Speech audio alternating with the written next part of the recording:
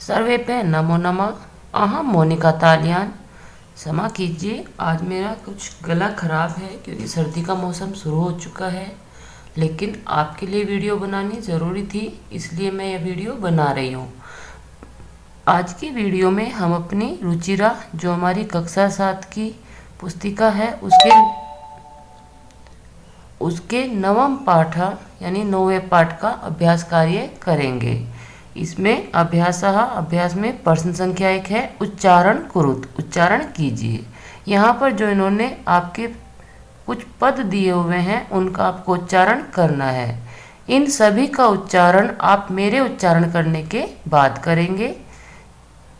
अग्रिम दिने षड्वादने अष्टवर्षदेशीया अनुगृह्णातु भवत्सदृशानां गृह संचालनाय व्यवस्थायै महाघृतकाले अद्य एव अस्याः करतलवादन सहितम। इस प्रकार आप इन सभी पदों का उच्चारण कर लीजिए।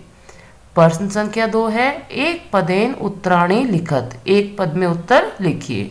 वैसे तो इसके उत्तर सामने ही लिखे हुए हैं, फिर भी आप अपने प्रश्नों को समझ लीजिए, क्योंकि जब आप अपने प्रश्नों को अच्छे से समझ लेते हैं तो उत्तर देना आपके लिए उतना ही आसान हो जाता है।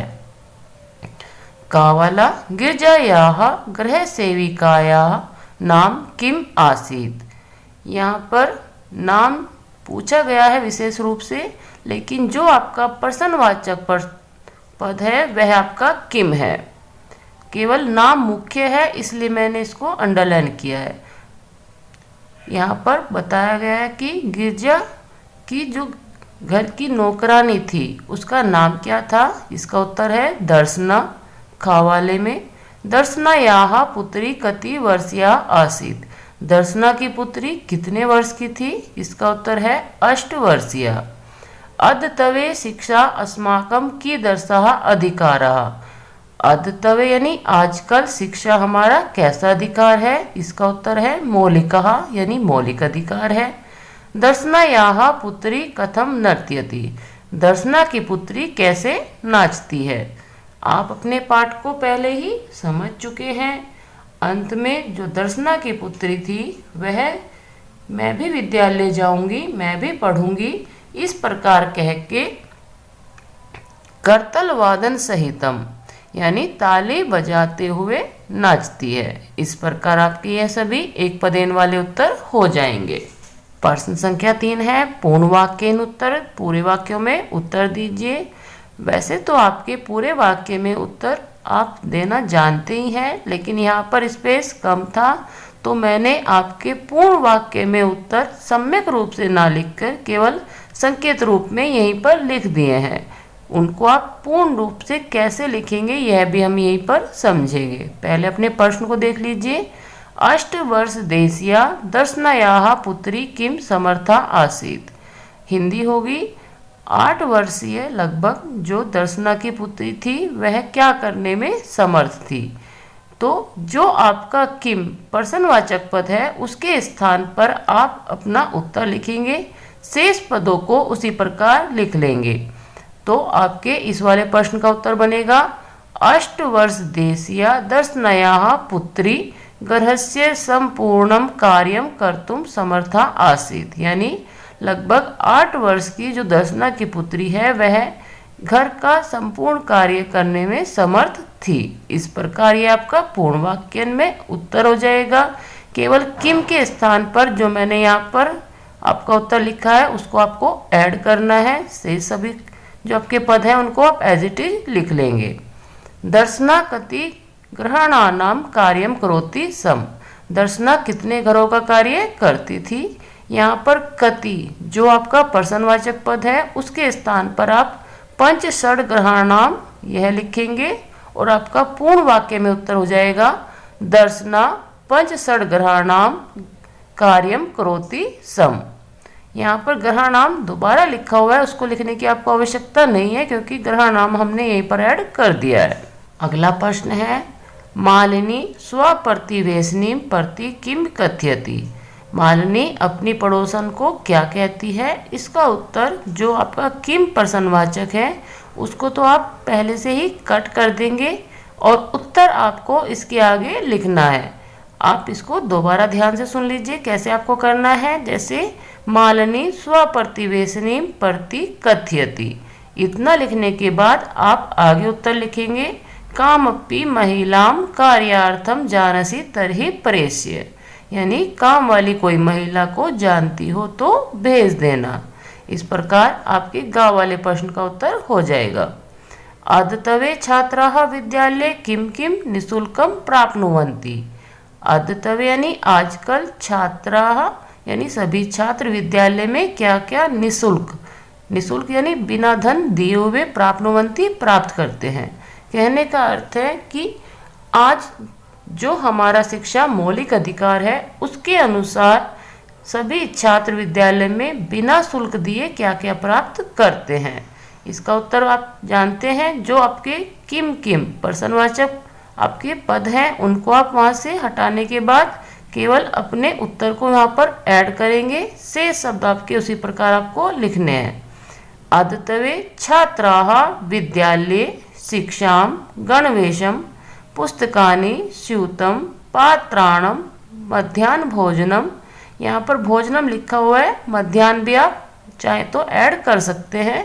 छात्रवृत्ति च निःशुल्कम प्राप्नुवन्ति, इस प्रकार ये आपका पूर्ण वाक्य हो जाएगा। प्रश्न संख्या 4 है रेखांकित पदम आधृत्य प्रश्न निर्माणम कुरुत। रेखांकित पदों को ध्यान में रखते हुए आपको प्रश्नों का निर्माण करना है। प्रश्न निर्माण में केवल एक ही नियम है कि जिस वचन, जिस लिंग और जिस विभक्ति का आपका रेखांकित पद है उसी के अनुसार आपको अपने किम सर्वनाम में वचन, विभक्ति और लिंग का ध्यान रखते हुए उन्हीं शब्दों के स्थान पर केवल अपने शब्दों का परिवर्तन करना है। शेष आपको उसी प्रकार लिखना होता है। जो यहाँ पर आपका इन्होंने पहले से ही क्वेश्चन मार्क दिया हुआ है वो पहले नहीं होगा, लेकिन जब आप ये प्रश्नवाचक पदों का प्रयोग कर लेंगे तब आप यहाँ पर प्रश्नवाचक चिन्ह जरूर लगाएं। तो यहाँ पर मालिनी द्वारम उद्घाटयति, मालिनी द्वार खोलती है। मालिनी आपका रेखांकित पद है। मालिनी जो आपका पद है यह आपका स्त्रीलिंग का है, प्रथमा विभक्ति एक वचन। तो आप अपने किम सर्वनाम से स्त्रीलिंग वाले जो हमारे किम सर्वनाम है उसमें प्रथमा विभक्ति एक वचन वाला पद लेंगे जो होगा का। तो आप मालिनी के स्थान पर का प्रयोग करेंगे और आगे जो आपका शब्द है उसको एज इट इज लिखते हुए उसमें क्वेश्चन मार्क लगा देंगे। इस प्रकार आपका प्रश्न निर्माण में वाक्य बन जाएगा का द्वारम उद्घाटयति, यानी कौन द्वार खोलती है। शिक्षा सर्वेषां बालकानां मौलिकः अधिकारः, शिक्षा सभी बालकों के लिए मौलिक अधिकार है। सर्वेषां बालकानां आपका रेखांकित पद है। यह आपका षष्ठी विभक्ति बहुवचन का पद है। बाल का नाम पुल्लिंग है तो आप अपने किम सर्वनाम से षष्ठी विभक्ति बहुवचन वाला ही पद लेंगे, लेकिन वह आपका पुल्लिंग होना चाहिए क्योंकि बाल का नाम आपका पुल्लिंग वाला पद है। तो इस प्रकार आपका केशाम वाला पद यहाँ पर ऐड हो जाएगा और आपका प्रश्नवाचक में बनेगा शिक्षा केशाम मौलिक अधिकारा। यहाँ पर पूर्ण विराम है, आप इसको फिर प्रश्नवाचक में बना लीजिए।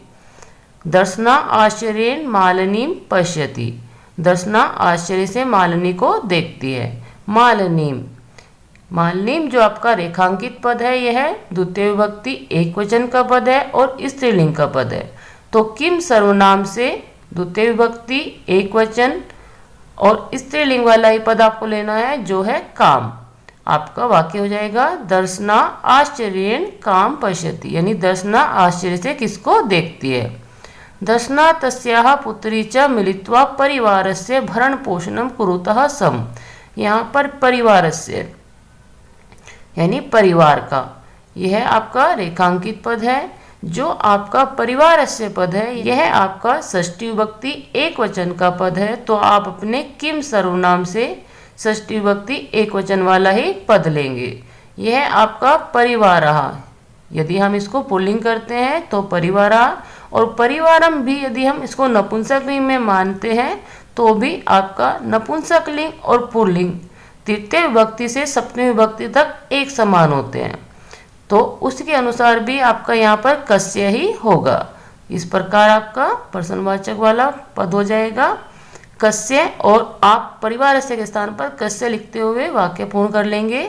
दर्शना तस्याः पुत्री च मिलित्वा कस्य भरण पोषणम कुरुतः सम।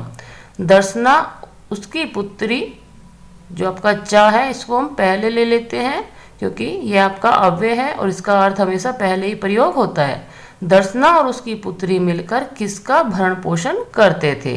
इस प्रकार आपके ये प्रश्न निर्माण वाले प्रश्न हो जाएंगे। प्रश्न संख्या 6, उसमें आपके दो भाग हुए हैं। पहले देख लीजिए, समानार्थक पदानि मेलयत।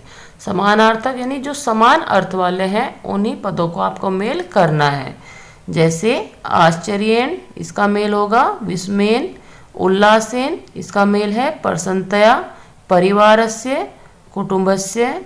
अध्ययनस्य, जो पढ़ाई होती है। अध्ययनस्य, उसका होगा पठनस्य। कालः और समय। इस प्रकार आप इनका मेल कर लेंगे। आ वाले भाग में विलोम पदानि मेलयत। विलोम पद का आपको मेल करना है। यहाँ पर केवल 2 ही पद आपको दिखाई दे रहे हैं और उनके आंसर यहाँ पर लिखे हुए हैं। शेष आपके पद आगे हैं, उनको भी आप देखेंगे, लेकिन पहले इनका देख लीजिए। क्रेतुम का विलोम हो जाएगा विक्रेतुम। स्व, इसका विलोम हो जाएगा ह्य। क्रेतुम होता है खरीदना, विक्रेतुम होता है बेचना। स्व यानी आने वाला कल, ह्य यानी बीता हुआ कल। इस प्रकार आप अपने इस कार्य को पूर्ण कर लीजिए। शेष पदों का विलोम भी देख लीजिए। ग्रामम, इसका हो जाएगा नगरम। समीपस्थम, दूरस्थम। पृच्छति, कथयति। ग्रामम यानी गांव, नगरम यानी नगर, समीपस्थम यानी पास में, दूरस्थम यानी दूर, पृच्छति पूछता है, कथयति कहता है। इस प्रकार ये आपके सभी विलोमों का मेल हो जाएगा। प्रश्न संख्या 7 है, विशेषण पदई सह विशेष्य पदानि योजत।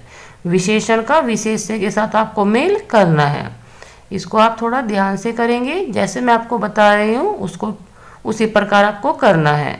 सर्वेषां का बालका नाम, मौलिकः, अधिकारः, एषा, अल्पवयस्का, सर्वकार्यं, विद्यालयं, समीपस्थे विद्यालय, सर्वेषां बालिकानां। यहाँ पर ये घुमा के मैंने किया हुआ है, आप चाहें तो इसको सीधा भी कर सकते हैं, लेकिन यहाँ पे फिर आपके बहुत सारे शब्द कट हो जाते, तो मैंने इसको यहाँ पे घुमा के किया हुआ है। और निशुल्कम, गणवेशम। इस प्रकार यह आपका मेल हो जाएगा। विशेषण और विशेष्य यह दोनों एक समान ही होते हैं। इस प्रकार यह आपका पाठ पूर्ण होता है। उम्मीद है मेरी आवाज़ खराब होने के बाद भी आप अपने पाठ को अच्छे से समझ गए होंगे। क्षमा करें, मैं कोशिश करूंगी कि अगली वीडियो तक मेरा गला जो अभी खराब हुआ ठंड की वजह से वो ठीक हो जाए और अगली वीडियो तक मैं आपके सामने बिल्कुल अच्छी आवाज़ के साथ पहले जैसे ही आऊँ। सर्वेभ्यः नमो नमः।